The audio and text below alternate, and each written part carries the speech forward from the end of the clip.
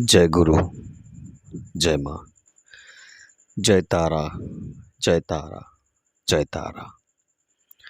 आशा करता हूँ आप सबके ऊपर माँ की कृपा हो रहा होगा और जो विधि विधान के साथ मैं माँ काली के तत्व के बारे में आपके साथ आलोचना कर रहा हूँ, आपको ज्ञान दे रहा हूँ।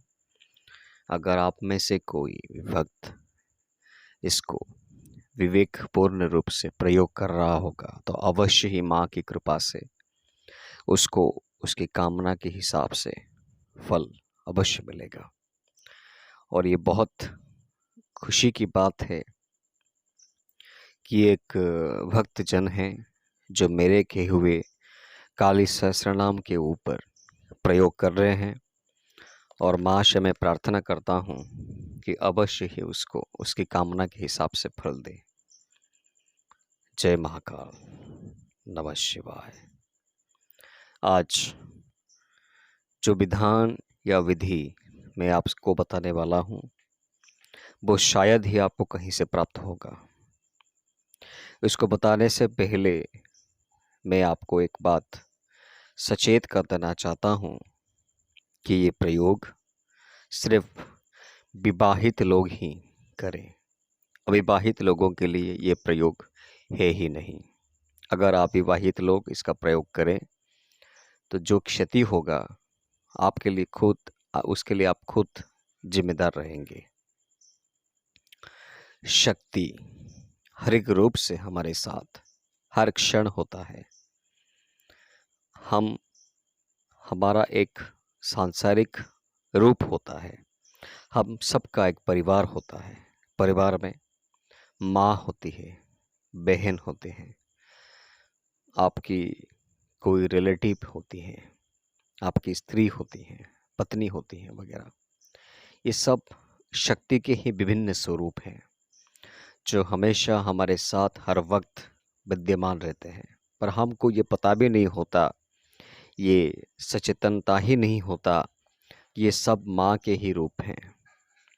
अब जो प्रयोग मैं आपको बताने वाला हूँ, मैं पहले ही बता दे चुका हूँ कि ये सिर्फ विवाहित लोगों के लिए ही इसको अलाउ किया गया है।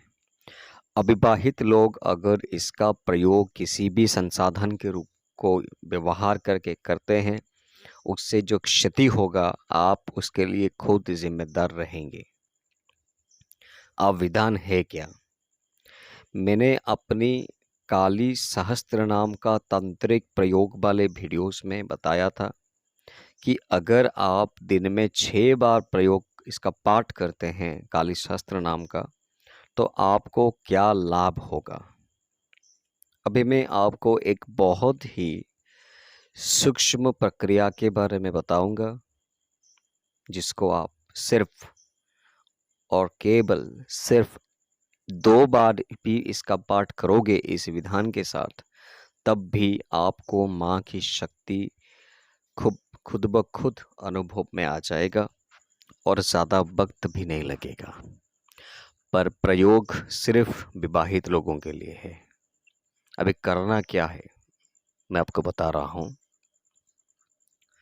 अगर आप विवाहित हैं तो ये प्रयोग आपको रात में करना है। क्या करेंगे आप? घर में कोई ऐसा कमरा देख लीजिए जो नितांत एकांत में हो, मतलब उस रूम में कोई ज़्यादा आने बाने वाला व्यक्ति ना हो। कोई ऐसा कमरा या कोई ऐसा स्थान जिसको आप एकांत में प्रयोग कर सकें। और आपको करना क्या है, उस कमरे में माँ का एक खूबसूरत तस्वीर लगवाइए।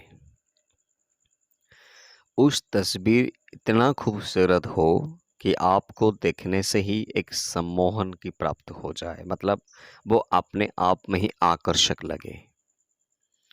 उसके सामने, उस तस्वीर के सामने बाजोट में आप तस्वीर को रखना कैसा है, आपको बाजोट डालिए, उसके ऊपर एक लाल कपड़ा डालिए, उसके ऊपर तस्वीर को रखिए। तस्वीर के बाएं तरफ, अपने बाएं तरफ नहीं, तस्वीर के बाएं तरफ एक अखंड दीप को प्रज्वलित कीजिए। और दाहिने तरफ धूप अगरबत्ती जलाइए और ध्यान में रखिए, धूप या अगरबत्ती लोबान का होना चाहिए। सिर्फ लोबान, गुगुल नहीं, सिर्फ लोबान का ही बत्ती होना चाहिए। और माँ के सामने इस बार मिठाई का भोग नहीं। ये थोड़ा गंभीरतम प्रयोग है। मैं आशा करता हूँ इसका दुरुपयोग कोई नहीं करेगा। ये मेरी प्रार्थना है आप सबसे, वरना इसका जिम्मेदार आप खुद रहेंगे। माँ के सामने आयुर्वेदिक का एक बना हुआ है, उसका नाम है मृत्यु संजीवनी सुरा। आप चेक कर सकते हैं उसको, वो ले आइए। उसमें से बस 50 ml का मृत्यु संजीवनी सुरा एक पात्र में डाल दीजिए और माँ को उसको भोग लगाइए। और उसके सामने 2 लाल आसन बिछा दीजिए। दोनों आसन के बीच में मिनिमम 2 फुट की दूरी होनी चाहिए। एक आसन में अपनी पत्नी को बिठाइए और दूसरे आसन में आप खुद बैठिए। अब जब एक आसन में आप पत्नी को बिठाएंगे तो यहाँ पर शर्त ये है कि पत्नी लाल वस्त्र धारण किया होना चाहिए और एक विवाहित नारी जिस तरह से श्रृंगार करता है उसी तरह से श्रृंगार रूप पूर्वक उस आसन में बैठना होगा उनको।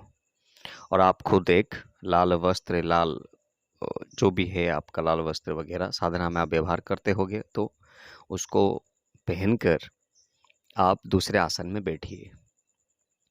अपनी पत्नी को कुछ करना नहीं है, बस बैठना है वहीं पे। आपको करना है, जो करना है आपको करना है। और आप क्या करेंगे, माँ के सामने आप जब बैठेंगे तो रात के 11 बजे के बाद समय होना चाहिए। 11 से 2 बजे का वक्त सर्वोत्कृष्ट है। यही वक्त है ये प्रयोग करने का।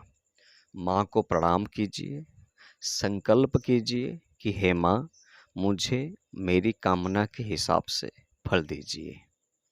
और ये प्रयोग आपको कब करना है और किस वक्त करना है, ये मैं वीडियो के अंत में बताऊंगा। और जब आपको माँ के सामने आपने ये मन ही मन संकल्प लेना है, कोई उपकरण की आवश्यकता है ही नहीं, बस धूप, अगरबत्ती और नैवेद्य में शुरा होना चाहिए। अब माँ के सामने आपने प्रार्थना कर ली और उसके बाद क्या करेंगे, आप काली सहस्त्र नाम का पाठ आरंभ करेंगे। और उससे पहले अपनी जो पत्नी को आपने वहाँ पर बिठाए हुए हैं उनको सिंदूर लगा लीजिए। उनको पूजा नहीं करना है। अगर पूजा करेंगे तो फल की तो बात ही नहीं, अनंत फल की प्राप्ति होगी, पर हम कर नहीं पाएंगे ये। और ये करना भी नहीं चाहिए, क्योंकि ये प्रक्रिया सबके लिए है ही नहीं। साधारण जनमानस के लिए जो प्रक्रिया है मैं आपको बता रहा हूँ। जिसको विशेष विधान की आवश्यकता है उसको मैं बाद में बताऊंगा।